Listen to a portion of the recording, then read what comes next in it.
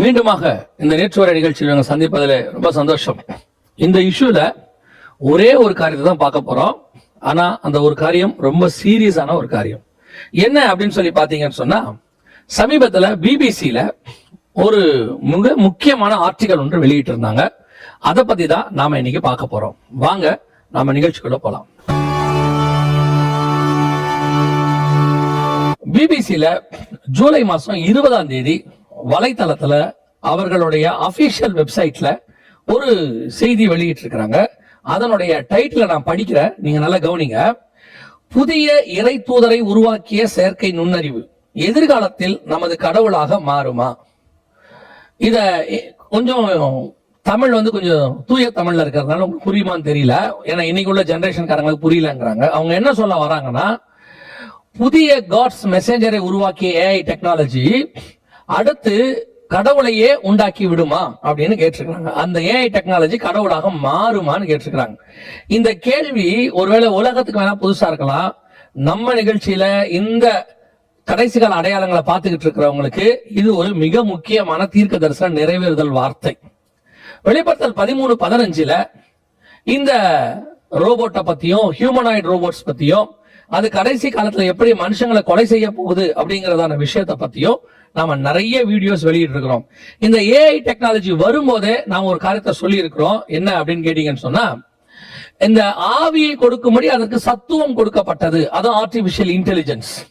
அதை பத்தி 2000 வருஷத்துக்கு முன்னாடி பைபிள்ல இருக்கிறத நம்ம எடுத்து பேசி இருக்கிறோம். நிறைய வீடியோஸ் அதை பத்தி போட்டிருக்கிறோம். அது கடைசியா தன்னை வணங்க வேண்டும், எல்லாரும் தன்னை வணங்கணும்னு சொல்லும் அப்படின்னு நம்ம சொல்லி அந்த வசனம் சொல்லுது. இதுல நீங்க நல்லா கவனிச்சு பாத்தீங்கன்னா, அது கடவுளாக மாறுமா? கடவுள்னா என்ன? எல்லாரும் வழிபடக்கூடியது. அப்ப எல்லாரும் வழிபடக்கூடிய இடத்துக்கு அது வருமா அப்படின்னு இவங்க கேட்டிருக்கிறாங்க. வரும் என்பது பதில், அதுல மாற்றுக்கிறதே கிடையாது. ஆனால் இந்த ஆர்டிக்கல்ல அவங்க ஒரு 5 கேள்வியை எழுப்பி அதுக்கு பதில் கொடுத்திருக்கிறாங்க. அந்த 5 கேள்வியை மாத்திரம் நான் வரிசையா படிக்கிறேன். இது எந்த அளவுக்கு நம்முடைய வேதத்தின் தீர்க்க தரிசனம் நிறைவேறுதல்னு பாருங்க. முதல் கேள்வி, ஏஐ டெக்னாலஜியிடம் ஜனங்கள் ஆறுதலை எதிர்பார்க்கிறார்கள். அதாவது ஃபர்ஸ்ட் அது என்ன சொல்லுதுன்னு கேட்டீங்கன்னு சொன்னா, ஜனங்கள் போய் என்ன செய்யறாங்களா, ஏஐ டெக்னாலஜி கருவியிடம் அவர்கள் என்ன செய்யறாங்க, எங்களுக்கு ஒரு ஆறுதல் கொடுங்கன்னு கேட்கிறாங்க. இது முழுக்க முழுக்க கடவுளை நோக்கி ஜனங்கள் செய்வது. நாம் இதுவரைக்கும் தேவனிடத்தில் தான் ஆறுதலை எதிர்பார்த்திருக்கிறோம். தேவனுக்கு ரீப்ளேஸ்மெண்டாக இப்ப மாற தொடங்கிடுச்சு. ஃபர்ஸ்ட் பார்ட்டுக்கு அது வந்துருச்சு. இப்ப இந்த ஏஐ டெக்னாலஜினா என்ன அப்படின்னா, ஏதோ அது ஒரு சாஃப்ட்வேர் மட்டும் நினைச்சிடாதீங்க. அது ஒரு விசிபிளாவே மாறுது, ஒரு உருவமாகவே கொண்டாந்தாச்சு. எப்படி இதுக்கு முன்னாடி நீங்க பார்த்திருப்பீங்கன்னு நினைக்கிறேன், ஒரு டிவி நியூஸ் ரீடராக போன நேற்று வரையில் நம்ம போட்டிருக்கிறோம். அதுக்கு முன்னாடி காலேஜஸ்ல ப்ரொஃபஸராக அங்க ஒரு உருவமே இருக்கு, அது பேசும், மனுஷன் மாதிரியே இருக்கும், வித்தவுட் எந்த சேஞ்சஸுமே கிடையாது. ஒரு சின்ன இது கூட நீங்க கண்டுபிடிக்க முடியாது, அது மனுஷன் இல்லைங்கிறதுக்கு நீங்க கண்டுபிடிக்க முடியாது. ஏன்னா அந்த அளவுக்கு அது இருக்கிறதுனாலதான் ஒரு கூட்டம் ஜப்பான்ல சைனாலாம் இப்ப ஆண்களை திருமணம் செய்ய தொடங்கியாச்சு, ஆரம்பிச்சிருச்சு. இன்னும் கவர்மெண்ட் பெர்மிஷன் கொடுக்கல. ஏன்னா இந்த ஒருவேளை இந்த ஏஐ டெக்னாலஜி கோபத்துல இப்போ அந்த ஆளை கூட இருக்கிற பார்ட்னர் அந்த உண்மையான மனுஷனை கொலை பண்ணிருச்சுன்னா என்ன கேஸ் போட முடியும்? ஏன்னா ஏற்கனவே Volkswagen கம்பெனில கூட வேலை பார்த்துட்டு இருந்தவர அந்த ரோபோட்டுங்கிறது கொலை பண்ணிருச்சு. அப்ப அது மேல எந்த கேஸும் போட முடியாது, ஏன்னா மிஷின் வந்துருச்சு. அந்த ஆர்டிபிஷியல் இன்டெலிஜென்ஸா இருந்தாலும், மனுஷனமான இருந்தாலும், செயற்கை நுண்ணறிவு இருந்தாலும், யோசிச்சாலும் உணர்ச்சிகளோடு கூட வர தொடங்கி இருக்கு. இப்போ கடைசியா வர ரோபோட் உணர்ச்சிகளோட வர தொடங்கி இருக்குன்னு சொல்லி இருக்காங்க. அதுக்கு கோபம் வருது, எல்லாமே வருது. அப்படி இருக்கும்போது ஆனா கேஸ் மட்டும் போட முடியாது, ஏன்னா அது மனுஷன் இல்ல அப்படின்னு வந்துடும். சோ இப்போ அந்த ஒரு இஷ்யூ தான் போயிட்டே இருக்கு. இப்போ மனுஷன் எந்த இடத்துக்கு வந்துட்டானா, கடவுள்கிட்ட கேட்கிற மாதிரி. சரி, அது அந்த மனுஷங்களோட ஆறுதல் கேட்கும் போது பூரணப்படுத்துதா அப்படின்னு கேட்டா, நாம எல்லாரும் சொல்ற ஒரு வார்த்தை என்ன தெரியுமா? கடவுள் பேச மாட்டாரு, கடவுள் பதில் கொடுக்கறது இல்ல, என்னைக்காவது கடவுள் நேரடியா பேசியிருக்கிறா இப்படின்னு கேட்பாங்க. அப்படிப்பட்ட அனுபவம் உள்ள நம்ம சொல்லுவோம், கடவுள் நம்மோடு கூட பேசியிருக்கிறாரு இடைவெளி. ஏன்னா நமக்கு பல விதங்கள்ல கடவுள் பேசுறாரு. சொப்பனத்துல, தரிசனத்துல, வசனத்துல, செய்தியில, தீர்க்க தரிசனமாக, முகமுகமாக சத்தத்தை கேட்கிறோம், இப்படி பேசுறாரு. ஆனா அவங்க கேட்கறதான இந்த கேள்வி என்னன்னா, கடவுள் எங்களோட கூட நேரடியா எல்லார்கிட்டையும் பேசுறாரா? அதுக்கு நமக்கு சில கிரைட்டீரியா இருக்குது. எல்லார்கிட்டையும் கடவுள் பேசுறது இல்ல. கடவுளுக்கு அந்த ஒரு விஷயம் இருக்கு, கடவுள் பேச ரெடியா இருக்காரு, அந்த இடத்துக்கு மனுஷன் இல்ல. இப்போ எஃப்எம் ரேடியோ இருக்குது, எஃப்எம் ரேடியோல எல்லாருக்கும் இப்பதான் பாட்டு போட்டு விட்டுருக்காங்க. அந்த இடத்துல அவங்க சொல்ற நம்பருக்கு வரவங்களுக்கு தானே பாட்டு கேக்குது. அந்த நம்பர் கிட்ட வராமையே எஃப்எம்ல தான் பாட்டு இருக்கு, எனக்கு ஏன் கேட்கல அப்படின்னா எப்படி சரியாகும்? அந்த மாதிரிதான் கடவுள் வந்து அவர்கிட்ட பேசுறதுக்கு ஒரு கிரைட்டீரியா வச்சிருக்கிறார். அந்த கிரைட்டீரியா வரக்கூடிய எல்லா மனுஷங்கிட்டையும் கடவுள் பேசுறாரு. ஆனா இங்க என்ன நடக்குதுன்னா, அந்த கிரைட்டீரியாக்கு வராமையே கடவுள் எங்கிட்ட பேசல அவங்க சொல்லிட்டு இருக்காங்க இல்லையா, அந்த மாதிரிதான். ஆனா இது அப்படி இல்ல, கேட்டவுடன் பதில் சொல்லுது, எல்லாருக்கும் தேவையான ஆறுதல் சொல்லுது. ஆனா இதுல ஒரு ரிஸ்க் இருக்காமா, அவங்களே எழுதியிருக்காங்க. இதுல ஒரு ரிஸ்க் இருக்கு. என்னன்னா, விவாகரத்து பண்ணலாமா அப்படின்னு கேட்டா அது என்ன பதில் சொல்லும்? இப்போ விவாகரத்து பண்ணக்கூடாதுன்னு இருக்கு, பைபிள்லயே இருக்குன்னு வச்சுக்கோங்களேன். ஆனா அது என்ன பதில் சொல்ல போகுது? இப்படி இந்த பைபிளுக்கு அகைன்ஸ்டாகோ, நாட் ஒன்லி பைபிள், இது உள்ள இப்ப என்ன பண்ணிருக்காங்கன்னா, இந்த ஏஐ டெக்னாலஜிக்குள்ள அவங்க உலகத்துல இருக்கிற எல்லா விதமான வேதங்களையும் கொண்டு வந்து இணைச்சிருக்கிறாங்க.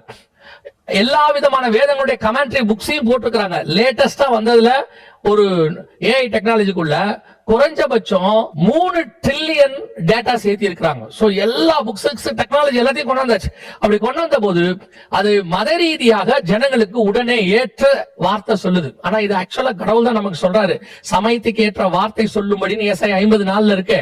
ஆனா இப்போ அந்த இடத்தை ரீப்ளேஸ் பண்ணது வந்துருச்சு அப்படின்னு சொல்றாங்க. இப்போ ரெண்டாவது கேள்வி என்ன? இப்ப ரெண்டாவது கேள்வி என்ன அப்படின்னு பாத்தீங்கன்னா, அதே ஆர்டிகல் அவங்க கேட்டிருக்காங்க, புனித நூல்களின் அடிப்படையில் உருவான செயற்கை நுண்ணறிவு செயல்கள். இது என்ன ரெண்டாவது என்னன்னா, இப்போ போய் பிரேயர் பண்ணும்போது அந்த இடத்துல பதில் சொல்றதுக்கு ஆல்டர்னேட்டா அது வந்துருச்சுன்னு சொல்றாங்க. ரைட். அடுத்து உங்களுக்கு தேவனோடு இருக்கிற தொடர்புல எது? இந்த புக்கு வடிவில் தான் கடவுள் பேசுறார். நமக்கிட்ட எல்லாம் ஆண்டவர் வந்து பரிசுத்த வேதாகமத்தை வச்சிருக்கிறாரு. இந்த மாதிரி அவர்கள் நூல்களை நிறைய பேர் வச்சிருக்கிறாங்க. அப்படி வச்சிருக்கும் போது அவர்கள் அந்த நூல்கள் வழியாக தான் தேவனுடையதான பிரமாணங்களை, சட்டத்திட்டங்களை, கர்த்தர் கொடுக்கக்கூடியதான வழிமுறைகளை, ஆறுதலான வார்த்தைகளை நாம் பெற்றுக்கொள்றோம் இல்லையா? அந்த புனித நூல்களுக்கு மாற்றாக ஏஐ டெக்னாலஜி செயல்வி அடிப்படை வருமா அப்படின்னு கேட்ட போது இப்போ அதுக்கு சாத்தியம் இல்லை. ஏன்னா அந்த புனித நூல்களை எழுதுற அளவுக்கு இப்போ அதுல வந்து டேட்டாஸ் இல்ல அப்படின்ற மாதிரி ஒரு கருத்து போயிட்டு இருக்குன்னு வச்சுக்கோங்களேன். அட் த சேம் டைம் இந்த கமெண்ட்ரிஸ் எல்லாம் இருக்குல்ல, அதை பேஸ் பண்ணி நிறைய இதுல செயலிகள் இருக்குது, அதாவது ஆப்ஸ் இருக்குது அப்படின்னு சொல்றாங்க. நடுவுல சமீபத்துல கூட வேர்ல்ட் எக்கனாமிக்கல் ஃபோரம் அவர் வந்து என்ன சொல்லியிருந்தாருன்னா, இந்த பைபிளை ஏன் நம்ம வந்துட்டு பழசா இருக்கு 2000 வருஷம், அதை ஏன் இந்த ஏஐ டெக்னாலஜியோட எழுத வைக்க கூடாது, அதுக்கான முயற்சிகளை ஏன் செய்யக்கூடாதுன்னு கேட்கிறாரு. வருங்காலத்தில் நிச்சயம் வரும். பைபிள் மட்டும் இல்ல, எல்லாத்தையும் இந்த ஏஐ டெக்னாலஜி எழுதும், அப்டேட்டட் வெர்ஷன் எழுதும் போது பைபிளை கண்ணாபின்னா என்று அது தன் இஷ்டத்துக்கு மாத்தும். ஏன்னா இந்த காலகட்டத்துக்கு ஏத்த மாதிரி மாத்தணும்னு வச்சுக்கோங்களேன். அப்படி மாத்தும் போது நிறைய டிஃபரன்ஸ் வரும். ஒரு உதாரணத்துக்கு நான் உங்களுக்கு சொல்றேனே, இப்போ ஒரு ஆட்டுக்குட்டி பலியாக்கப்பட வேண்டும்னு பழைய ஏற்பாட்டுல இருக்கு. புதிய ஏற்பாட்டுல அதோட ஆவிக்குரிய அர்த்தம் இயேசு கிறிஸ்து நம்ம புரிஞ்சுக்கிறோம்ல. ஏன்னா ஆட்டுக்குட்டி ஆனவர்னு அந்த ஆட்டுக்குட்டிக்கு பதிலா அனிமல்னு போட்டுருச்சுன்னு வச்சுக்கோங்களேன், மிருகமா மாறிடும். ஒரு மிருகம் பலியிடப்பட்டது அப்படின்னா அந்த இடத்துல அந்த மிருகம் என்பது ஆடா இருக்கலாம், மாடா இருக்கலாம், வேற எது வேணாலும் இருக்கலாம். ஆனா அதை அப்படியே நீங்க புதிய ஏற்பாட்டுல டிரான்ஸ்லேட் பண்ணும்போது இயேசு கிறிஸ்துக்கு வர முடியாது. ஏன்னா அந்தி கிறிஸ்துவுக்கும் மிருகங்கிற வேர்டு தான் யூஸ் பண்ணப்படுது. இந்த மாதிரி நுட்பமான சில மாற்றங்களை அது செஞ்சிடும். சோ அதோட ஸ்பிரிச்சுவாலிட்டி முழுவதும் போயிடும். புக் இருக்கும், ஸ்பிரிச்சுவாலிட்டி இருக்காது. இப்ப நம்முடைய பைபிள் வந்து புக் இல்ல, ஸ்பிரிச்சுவல் புக். எல்லாமே புக் நம்மளது ஸ்பிரிச்சுவல் புக்.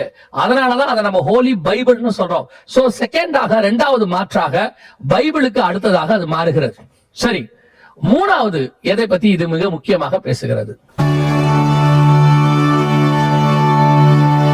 மூன்றாவது இங்க கேட்டிருக்கிற கேள்வி என்ன அப்படின்னு கேட்டீங்கன்னா, புதிய இறை தூதரை உருவாக்கிய சேர்க்கை. இப்போ காட்ஸ் மெசஞ்சர். இப்போ என்னன்னு கேட்டா, நமக்கும் காடுக்கும் நடுவுல ஒரு மெசஞ்சர்னு ஒருத்தர் இருக்காரு. மெசஞ்சர்னா யாரு அப்படின்னு கேட்டீங்கன்னா, ஒவ்வொரு இதுல ஒவ்வொன்னு சொல்லுவாங்க. உதாரணமா நம்ம பாஸ்டர்ஸ் சொல்றோம், ஏன்னா பைபிள்ல வந்து சபையின் தூதன் அப்படின்னு சொல்லி புதிய ஏற்பாட்டுல எழுதுறாரு ஆண்டவர். நம்ம பாஸ்டர்ஸ் சொல்றோம், எவாஞ்சலிஸ்ட் சொல்றோம். இவங்க கடவுளுக்கும் நமக்கும் நடுவுல இருந்து தேவனை அறிகிறதுக்கு, ஆலோசனை கொடுப்பதற்கு நாம ஒருத்தர் இருக்கிறாங்க. அதே மாதிரி ஒவ்வொன்றுலயும் ஒவ்வொரு இருக்காங்க. பைபிள்ல பாத்தீங்கன்னா தீர்க்கதரிசிகள் அப்படின்னு சொல்லுவாங்க. இவங்கெல்லாம் இருந்து கடவுளுக்கும் நமக்கும் நடுவுல அவங்க வந்து ஒரு பாலமாக இருப்பாங்க. ஆனா பழைய ஏற்பாட்டுல பாத்தீங்கன்னா கடவுளுக்கும் மனுஷனுக்கும் நடுவுல ஒரு கேப் இருந்த போது ஃபில் பண்றதுக்கு அவங்க இருந்தாங்க. ஆனா நியூ டெஸ்ட்மெண்ட்ல கடவுளுக்கும் மனுஷனுக்கும் கேப் இல்ல, இயேசு கிறிஸ்து அந்த கேப்பை ஃபில் பண்ணிட்டாரு. இப்ப இருக்கிற இறை தூதர்கள், அதாவது இப்ப இருக்கிறதான மெசேஞ்சஸ், இப்ப இருக்கக்கூடியதான இவங்க எல்லாம் என்ன செய்யறாங்கன்னு கேட்டீங்கன்னா, கடவுளோடு கூட மனுஷனை நெருக்குவதற்கு, இன்னும் நெருங்கி சேருவதற்கு பயன்படுத்தப்படுறாங்க. அன்னைக்கு ஒரு பாலமா இருந்தாங்க, இன்னைக்கு கடவுளோட சேருவதற்கு இவர்கள் ஒரு யூஸ்ஃபுல்லா இருக்காங்க. ஆனா இப்போ அந்த இடத்துக்கு ஆப் வருது, அதாவது ஏஐ டெக்னாலஜி, செயற்கை நுண்ணறிவு இப்ப பாஸ்டருக்கு பதிலா ஒருத்தர் இருக்காரு சர்ச்சில், அவர் தான் பிரசங்கம் பண்றாரு. அவர் பிரசங்கம் பண்ணும்போது ஜனங்கள் உட்கார்ந்து கேட்கிறாங்க. ஆனா என்னன்னா, பிரசங்கம் புதுசா இருக்குது. ஏன்னா அதுகிட்ட ட்ரில்லியன்ஸ்ல டேட்டாஸ் இருக்கிறதுனால ஒவ்வொரு மெசேஜையுமே அது எடுத்து கொடுக்குது. அதுவே இப்ப சங்கீதம் 23:1 அப்படின்னா ஒரே நேரத்துல, அதாவது ஒரு வித்தின் சம் செகண்ட்ஸ்க்குள்ள 30 செகண்ட் ஒரு உதாரணத்துக்கு வச்சுக்கோங்களேன், அதுக்கு முன்னாடியே கொடுத்துருது. 4 பாயிண்ட் 3 பாயிண்டோட மெசேஜ் அதுவே கொடுத்துருது. இல்ல இதை விட இன்னும் கொஞ்சம் அட்வான்ஸா கொடுத்தா அட்வான்ஸாவும் கொடுக்குது. சோ இப்ப எல்லாம் என்ன ஆயிடுச்சுன்னு கேட்டீங்கன்னா, பைபிள்ல மெசேஜ் ஜனங்களுக்கு கொடுக்க வேண்டிய இடத்த ஏஐ டெக்னாலஜி வந்துருச்சு. ஜெர்மனில ஒரு சர்ச்ல ஒரு ஏஐ டெக்னாலஜி பாஸ்டர் அந்த செயற்கை நுண்ணறிவோடு இருக்கக்கூடியதான ஒரு ரோபோட் செய்தி கொடுத்துருச்சு. 300 பேர் சர்ச்சுக்கு வந்துட்டாங்க, செய்தி கேட்கறாங்க. அவங்க செய்தி கேட்க வரல, என்னடா ஏஐ டெக்னாலஜி செய்தி கொடுக்குதுன்னு பார்க்க வந்திருக்காங்க. அது ஒரு பக்கம் இருக்கட்டும். ஆனா போக போக இந்த ஏஐ டெக்னாலஜி புது புது செய்தியா கொடுக்க போகுது. ஆனா இந்த செய்தியில் தேவனுடையதான டச் இருக்குமா, அதான் கேள்வி. இப்ப இறை தூதர்கள் வழியாக, பாஸ்டர்ஸ் வழியாக, பெரும்பான்மையானவங்க பேர்ல கொஞ்சம் பேர் வழியாக தேவன் பேசுறாரு. அது இல்லன்னு சொல்ல முடியாதுன்னு வச்சுக்கோங்களேன். ஏன்னா பல சர்ச்சில் இப்ப ஏஐ டெக்னாலஜி பேசுறது தப்பு அப்படின்னு நிறைய சர்ச் பாஸ்டர் சொல்ல முடியாது. ஏன் சொல்ல முடியாது? இவங்க ஸ்கிரீன்ல படத்தை போட்டு ஓட்டி விட்டுறாங்க. படத்தை போட்டு ஓட்டி விடுறதுக்கு பதிலாக ஒரு ஏஐ டெக்னாலஜி பேசுறது தப்பு இல்ல. இவங்களுடைய இமேஜ் தானே பேசுது. இவங்க இமேஜ் பேசுறதுக்கு பதிலாக வேற ஒரு இமேஜ் பேச போகுது. That's it. எந்த டிஃபரன்ஸும் கிடையாது. உண்மையா சர்ச்சில் 3 ஆராதனாலும் நின்னு பேசக்கூடிய ஊழியக்காரர்களுக்கு நான் சொல்றேன், அப்படிப்பட்டு பேசுற ஊழியக்காரர்களுடைய இடத்துக்கு இது வந்துச்சுன்னா அவங்க தேவனிடத்துல இருந்து வார்த்தையை வாங்கி கொடுப்பாங்க. ஆனா இதால தேவனிடத்துல இருந்து வாங்கி கொடுக்க முடியாது. இது தங்கிட்ட இருக்கிற டேட்டா பேஸ்ல இருந்து எடுத்து கொடுக்கும். தேவனிடத்துல இருந்து வர வார்த்தை தான் எதிரில் இருக்கிறவனை தொடும், டேட்டா பேஸ்ல இருந்து வர்றது தொடாது. ஆனா இது ஒரு மாயை, பாத்துக்குங்க. அப்படியே செய்தி கொடுக்குது. என்ன செய்தி கொடுக்குது? அவ்வளவுதானே. இன்னும் எத்தனை ஊழியக்காரங்க இதை அடாப்ட் பண்ண போறாங்க தெரியல. ஏன் தெரியுமா? அந்த ஊழியக்காரங்க மாதிரியே ஏஐ டெக்னாலஜி உருவாக்கி கொடுக்குற கம்பெனிஸ் வந்துடும். இப்ப நீங்க போட்டோ கொடுத்தீங்கன்னா உங்களை மாதிரியே ஒரு ஏஐ டெக்னாலஜி உருவாக்கி கொடுத்துருவாங்க. போக போக வரும்போதுதான் ஒரு காலத்துல ஒரு செல்போன் பயங்கர காஸ்ட்லி. அப்புறம் பாத்தீங்கன்னா 3000 5000 கூட செல்போன் கிடைக்குது, 10,000 கிடைக்குது. அந்த மாதிரி இந்த ஏஐ டெக்னாலஜில உங்க இமேஜை கொடுத்தீங்கன்னா வாரம் நீங்க நின்று பேசுற மாதிரி ஒரு ஏஐ டெக்னாலஜில ஒரு ரோபோட்டை செஞ்சு கொடுத்துருவாங்க. நீங்க ஒண்ணுமே செய்ய வேண்டாம். அதுகிட்ட இந்த வாரம் செய்தி கொடு, இந்த அதிகாரத்துல கொடுன்னு சொல்லிட்டு அந்த அதிகாரத்துல அதுவே கொடுத்துரும். உங்களால 3 சர்வீஸ் நிக்க முடியல, டயர்ட் ஆயிரன்றீங்களா, அது 30 சர்வீஸ் நின்று பேசும் கரண்ட் இருந்தாலே. அதுக்கப்புறம் நீங்க தேவைப்பட மாட்டீங்க சர்ச்சுக்கு. அதை எத்தனை பாஸ்டர்ஸ் அடாப்ட் பண்ண போறாங்கன்னு தெரியல. ஏன்னா உலகத்தை அடாப்ட் பண்றது ஒன்றும் தப்பு இல்லைன்னு பிரசங்கம் பண்ற பசங்க இப்ப இருக்காங்கல்ல, இவங்க எல்லாம் அதை அடாப்ட் பண்ண தொடங்கிடுவாங்க. இது 3வது பெரிய ஆபத்து, சபைக்கு விரோதமாக எழும்பக்கூடிய காரியம். அடுத்து இந்த ஆர்டிகல், பிபிசி ஆர்டிகல் என்ன சொல்லுது? இது செயற்கை நுண்ணறிவு புதிய கடவுளாக உருமாறுகிறதா? இப்ப அடுத்த கேள்விக்கு வராங்க பாருங்க, அப்கிரேட் ஆகுது கேள்வி. இது என்ன கேக்குறாங்கன்னா, இது மெசஞ்சர்ல இருந்து கடவுளா மாறுமா? கண்டிப்பாக மாறும். வெளிப்படுத்தல் 13:15 நிச்சயமாக இது கடவுளாக மாறப்போகுது. கடவுளாக மாறப்போதுனா என்ன செய்ய போகுது? இதுவரைக்கும் நாம யாரையும் கடவுளை பார்த்ததில்லை. நம்ம ஆண்டவர் நம்ம அங்க பார்க்க போறோம். அதுதான் நம்முடைய எதிர்பார்ப்பு, வாஞ்சை. அவர் ஒருவரும் சேரக்கூடாத ஒளியிலே வாசம் பண்ணுகிறவர். இப்போ அந்த பார்க்க முடியாம பார்க்கணும்னு ஆசைப்பட்ட ஜனங்களுக்கு ஒரு மாயான, ஒரு இமேஜான ஒரு நியூ கடவுளை இது கொண்டு உட்கார வைக்க போகுது. தானியேல் புஸ்தகம் 11:37 சொல்லுது, இருக்கிற கடவுளை ரீப்ளேஸ் பண்றது ஆன்டி கிரைஸ்ட் கிடையாது. இது வரைக்கும் யாரும் பார்க்காத கடவுளை கொண்டு நிறுத்துறதா ஆன்டி கிரைஸ்டோட வேலை. பிதாக்கள் அறியாத ஒருவரை அது கடவுளாக மாத்த போறான். அவனை தன்னை கடவுளுக்கு நிகராக நிறுத்த போகிறான். இப்ப ஏஐ டெக்னாலஜி அதுதான் செய்ய தொடங்குது. அந்த கேள்வியை தான் இப்போ இவங்க கேட்டிருக்கிறாங்க, நியூ காடாக மாறுமா அப்படின்னு கேட்டிருக்கிறாங்க. கண்டிப்பாக மாறப்போகுது. இந்த எல்லாவித உலகத்துல இருக்கிற, இப்ப யோசிச்சு பாருங்க, இப்போ நாம இருக்கிறோம், நமக்கு பைபிளை பத்தி ஓரளவுக்கு தெரியும்னு வச்சுக்கோங்க. மற்ற மதக்காரங்களுக்கு அவங்கவுங்க வேதங்கள் பத்தி கொஞ்சம் கொஞ்சம் தெரியும் வச்சுக்கோங்க. மற்ற வேதங்களை பத்தி கொஞ்சம் கொஞ்சம் படிச்சு வச்சிருப்பாங்க. ஆனா உலகத்துல யாருமே எல்லா வேதத்தையும் படிச்சு முழு டேட்டாஸையும் வச்சிருக்கிறவங்க இருக்க முடியாது. ஏன்னா மனுஷ மூளையால அவ்வளவு முடியாது. ஆனா இந்த ஏஐ வந்து உலகத்துல இருக்கிற எல்லா மதத்தினுடைய மொத்த வேதத்தையும் படிச்சு வச்சிருக்கோம். ஏன்னா இப்ப போட்டாச்சு, டேட்டாஸ் தானே ஏத்தியாச்சு. அப்போ இது எல்லா வேதங்கள்ல இருந்து மிக்ஸ் பண்ணி எல்லாத்துலயும் எடுத்து ஒரு ஸ்பீஸ் பண்ணி அதுல இருந்து கொண்டு வந்து உங்களுக்கு வந்து ஒரு ஸ்டஃப் கொடுக்க போகுது. New religion, new God, new Bible எல்லாத்தையும் உருவாக்குறதுக்கு இப்ப வரும்போது இந்த ஏஐ டெக்னாலஜி சொல்றதுதான் காட். அதை எவன் கண்ட்ரோல் பண்றானோ அவன் காடாக மாறுவான். இப்போ அதுக்கு முந்தின ஸ்டேஜுக்கு நாம வந்துட்டோம். ஏன்? ஏஐ டெக்னாலஜிக்குள்ள டேட்டாஸ் ஏத்தியாச்சு, எல்லா வேதங்களையும் ஏத்தியாச்சு. அது வந்து இப்ப நியூ காட சொல்ல போகுது. இப்ப அந்த நியூ காடு, அந்த காட பத்தின கேள்விக்கு மட்டும் இப்ப ஏஐ டெக்னாலஜி இன்னும் சரியான பதில் கொடுக்காம இருக்கு. கொடுக்காம இல்ல, ஹைட் பண்ணி வச்சிருக்குது. நீ கடவுளா மாறுவீங்களா, கடவுளை பத்தி என்ன எனக்கு தெரியாது அப்படின்லாம் பதில் சொல்லிட்டு இருக்கு. ஒரு நாள் நான் தான் காடுன்னு சொல்லப்போது. இப்ப கூட பாருங்க, நிறைய சாமியார்கள் தன்னை கடவுள்னு சொல்லுவாங்க. அவங்க ஆரம்பிக்கும் போதே தன்னை கடவுள்னு சொல்ல மாட்டாங்க. நான் ஒரு சாதாரண ஆளு, கடவுளுடைய தூதன் இப்படி சொல்லிட்டு ஒரு நாள் தான் அவங்க என்னவா மாறுவாங்கன்னா கடவுளாக மாறுவார்கள்.